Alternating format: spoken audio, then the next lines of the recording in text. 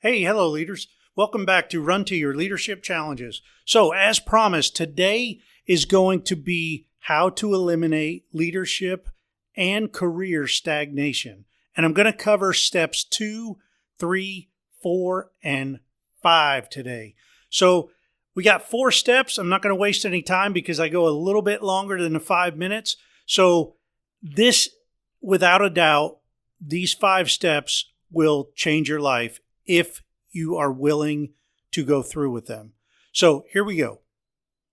Hey, today's episode will conclude yesterday's episode, and I will give you the final 4 tools or steps to prevent stagnation in your leadership career and or in your team. If you missed yesterday's show, we talked about all the benefits of getting in the current. And we covered the very first step of getting in the current, and that is to know yourself, then know others. I also told you about a great tool that I use to help people get to know themselves, and that is the DISC assessment, because it covers everything from leadership style, personality, and strengths, and how you can improve communication and reduce conflict. Today, we're going to cover the final 4 remaining tools to get in the current. So, welcome to Run to Your Challenges. If you're new to this show, this is the 5-minute leadership show delivered to you 6 days a week that's designed specifically for mid-level leaders and team leaders. Every day, I discuss a different leadership challenge and offer you encouraging tips to help you and your team run to your challenges.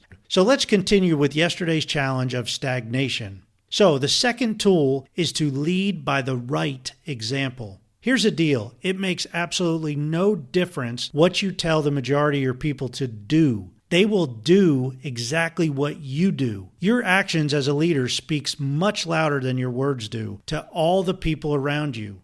Your actions are important to every single one of your followers, both on and off the job. You know, it doesn't really matter if you like that statement or not. It matters on and off the job. Whatever you do, your people will follow your lead based on what you do, not necessarily what you say. So it's critical for you to lead by the right example. Now, who defines what right is?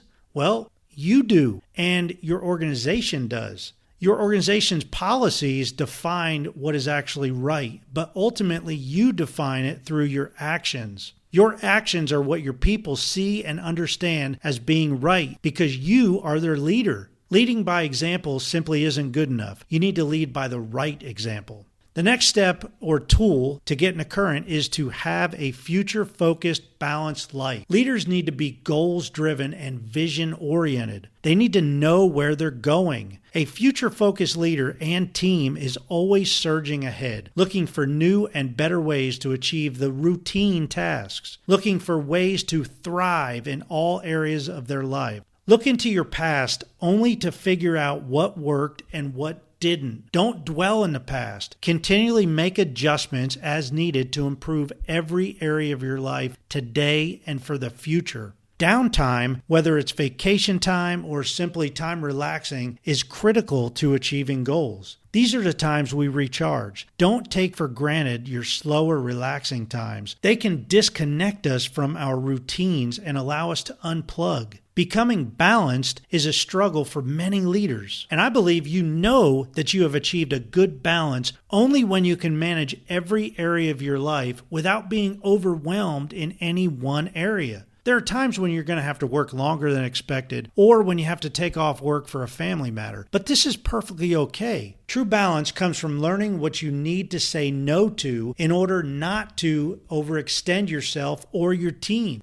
The next step to getting in the current is to have purpose and passion with meaning. You need to understand your job, and more specifically, your unique purpose as to why you make a difference. When purpose and passion coexist, meaningful work becomes the norm, and leaders and teams thrive like never before. If you don't know how you and every member of your team makes a difference, start today by making a list. Then start by making it official by putting it in the job descriptions and on your people's annual evaluations. Chances are you are passionate about things you're good at, things that you deeply believe in, things that you enjoy doing, things that you know you make a difference in. Now, consider your work. What are you passionate about at work? If the answer to that question is nothing, well, maybe you're doing the wrong work. As a leader, you need to discover your passion because your people will follow your lead. Refer back to step number 2. Zero passion basically equates to working at a job and living in stagnant water. There is simply no current flowing.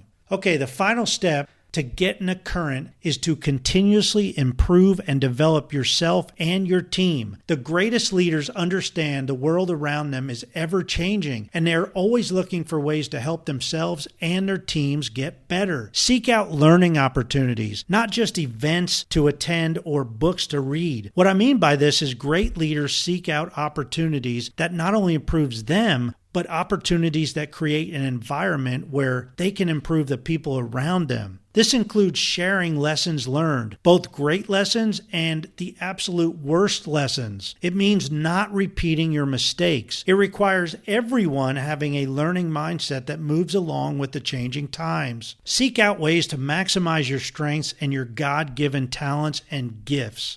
Well, that's a wrap on the 5 steps to get in a current. Now, in the beginning of yesterday's episode, I said that stagnation is a choice, and it's a choice that only you can make. So my question to end this 2-part episode is this, and it's kind of 5-part. First of all, are you willing to get to know yourself deeper than ever and put forth the effort to know others so you can serve them better?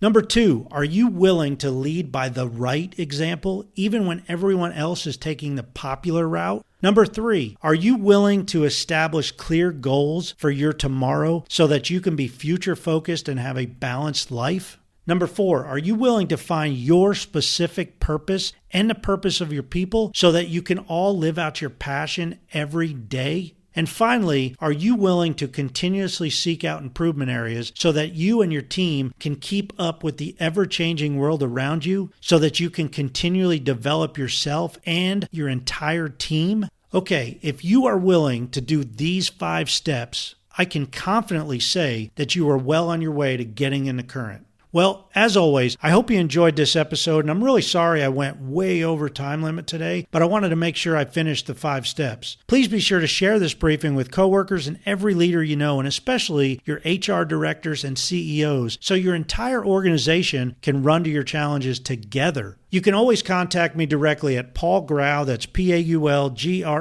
at currentleadershipcoaching.com. Thank you, and until tomorrow, run to your challenges.